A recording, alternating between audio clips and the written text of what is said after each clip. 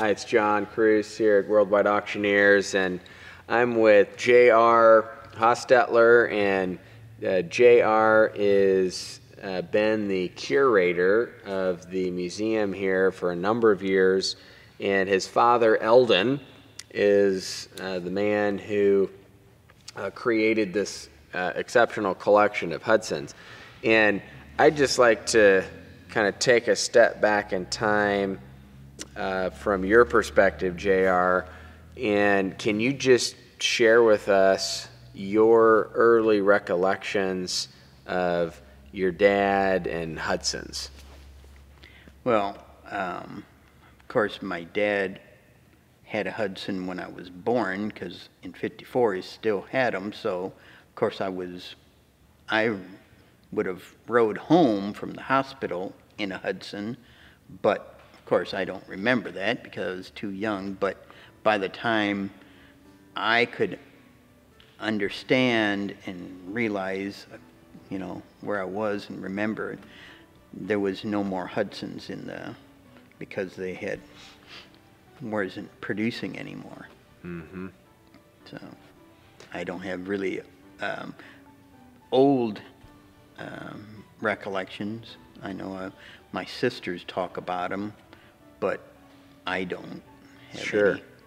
Now, do you recall when your father made the determination, hey, I think I'm going to start collecting and building the Hudson Collection? Yeah, it was, I lived out in Arizona at that time when he started collecting them. And of course, being a car mechanic, he called me and said, hey, guess what I bought? I said, what? And he said, I bought myself a Hudson that I used to have. Oh, okay. I just thought he was, buying one of his old type of cars he had. And then it just kind of, every so often, he'd call up and say, hey, I bought another Hudson. So it was just, then I knew he was just starting to collect them. He had an empty building, so he just started filling it.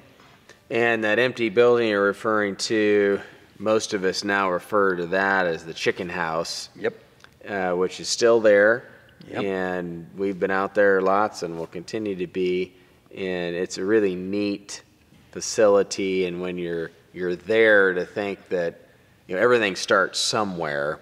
And in terms of the big collection and the museum, I think that is kind of home base when that all started to happen.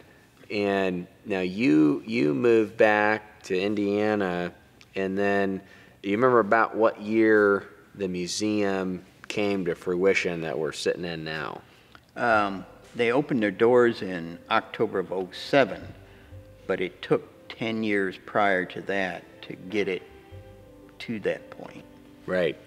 And so when it opened doors to the public back in 2007, then you had come on board as kind of the curator manager and really have been the one that has looked after these cars for the most part the last 10, 11 years. Yeah, I was more the mechanic and maintaining and working on them to keep them going because we were considered a driving museum.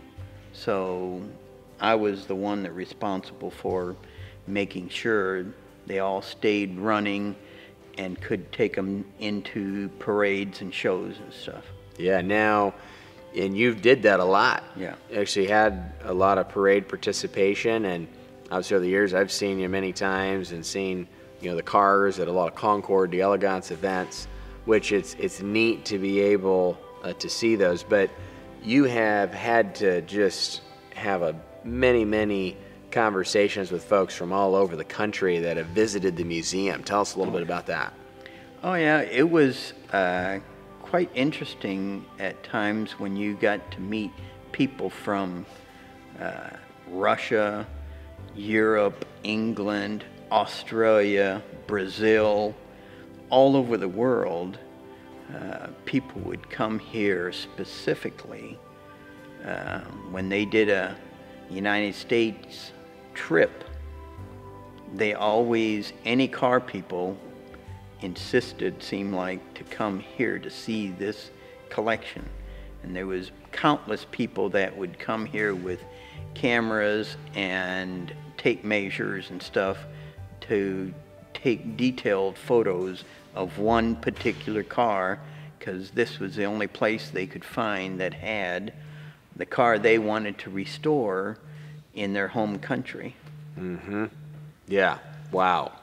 Now, in being able to have that experience of kind of being a curator and taking care of all these cars and taking them to shows, you know, obviously we found ourselves in a spot where, you know, the collection is going to be sold at auctions, why we're here. And part of our, I think, collective goal is to really pull together the history, because the history of the people, because the people, you know, that's your father, that's you, some of the others that have been part of this collection, is so important to me, and I think would be very, very important to them. And you know, I'd just love to hear your take on kind of that next group of collectors that might get to enjoy these cars, and you know, what kind of a message do you think you'd like those people to take with them as they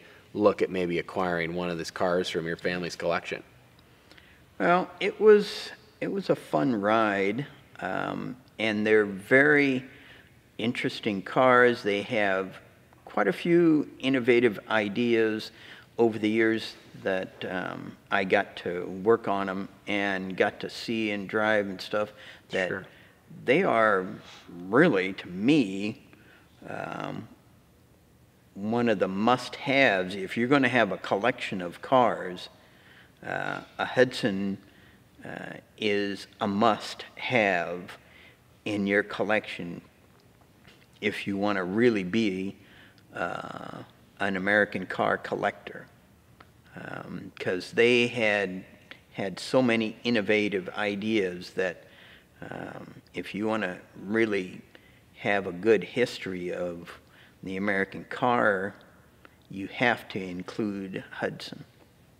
Yeah, excellent. Well, I would, again, like to personally thank you for all the effort that you have gone to over the years in helping not just your father, but helping the cars and the museum to be what it is, which is the greatest collection of Hudsons in the world. And you know, I'm excited as being part of Worldwide Auctioneers to be able to share that with the world and help folks understand, you know, where these cars have come from, and also help them in the future be able to enjoy them, which I think is something that's really special. And this is going to be a special event. I'm excited for people to get to meet you if they haven't, and if they have, to be able to reconnect with you. And I think it's going to be a real special weekend when we get to August. So I thank you very much, and we'll all look forward to August the 4th and the days leading up to it. And I hope that each and every person watching this video will try to connect, say hi to JR, meet him, talk to him about the cars, the museum, and we'll all look forward to seeing you August 4th.